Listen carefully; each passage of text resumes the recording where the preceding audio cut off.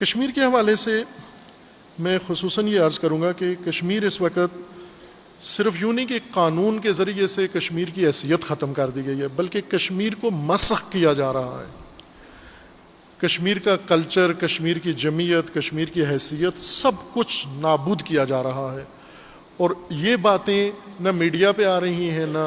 کشمیر کے اندر سے کوئی ان باتوں کو باہر پہنچا رہا ہے۔ وہ تو اندر مشکلات کا شکار ہیں، لیکن باہر بھی جو کشمیر کے نام پر فنڈ لیتے ہیں وہ بھی خاموش ہیں۔ ایک مسئلہ تو یہ ہے کہ کشمیر میں منشیات کی بہت بہتات ہو گئی ہے۔ ایک سابقہ رپورٹ میں نے پڑھی ہے، چند سال پہلے تک، یعنی 10-15 سال پہلے تک کشمیر بھر میں، پوری ریاست میں، اب رپورٹ کے اوپر ہے صداقت یا جھوٹ اس کا کہ وہ درست ہے یا نہیں،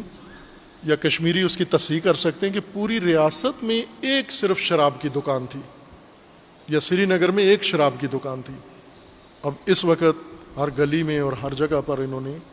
شراب کے علاوہ باقی نشہ، بھنگ، چرس، دوسرے اور نئے جو آئس نشہ ہے، یہ بھی باقاعدہ ہندوستانی افواج اور سیکیورٹی ایجنسیاں باقاعدہ تسلسل کے ساتھ کشمیری جوانوں کو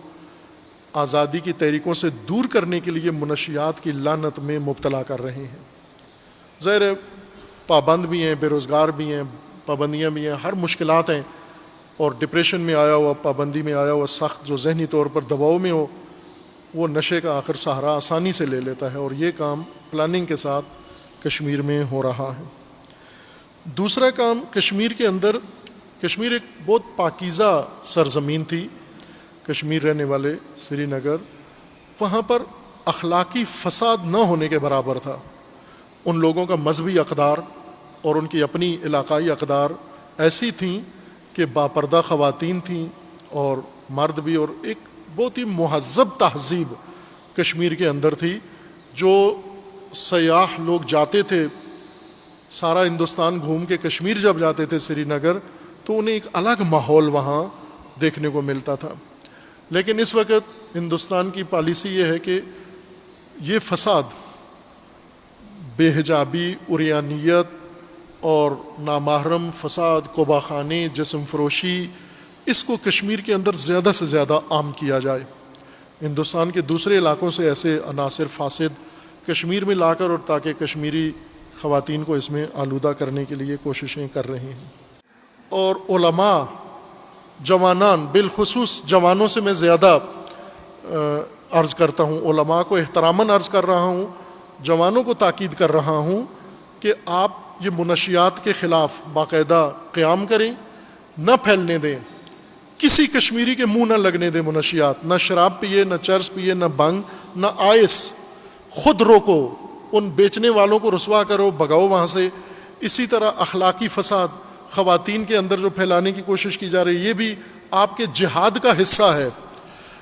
ورنہ اگر آپ یہ کہو کہ فقط فوج کا مقابلہ، ہندوستانی فوج کا مقابلہ کرنا جہاد ہے، تو جب آپ فرض کرو ہندوستانی فوج سے کشمیر چھڑا لیتے ہو، لیکن کشمیر کا جوان منشیات کا عادی ہو چکا ہو، کشمیر کے ناموس، اس کی عزت لٹ چکی ہو، کشمیر کا اسلامی تشخص برباد ہو چکا ہو، اس میں فرقہ واریت آ چکی ہو، اس میں تعصب آ گیا ہو، اس میں مسلمان سے نفرت کر رہا ہو، تو اس آزادی کا پھر کیا فائدہ ہوگا؟ لہٰذا اتنی آزادی جتنی ہی اہمیت ہے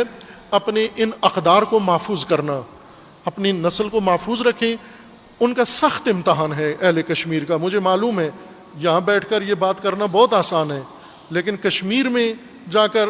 اس بات پر عمل کرنا بہت دشوار ہے۔ لیکن ابھی انہوں نے تاریخ میں، 70 سالہ تاریخ میں ثابت کیا کہ تھکنے والے نہیں ہیں،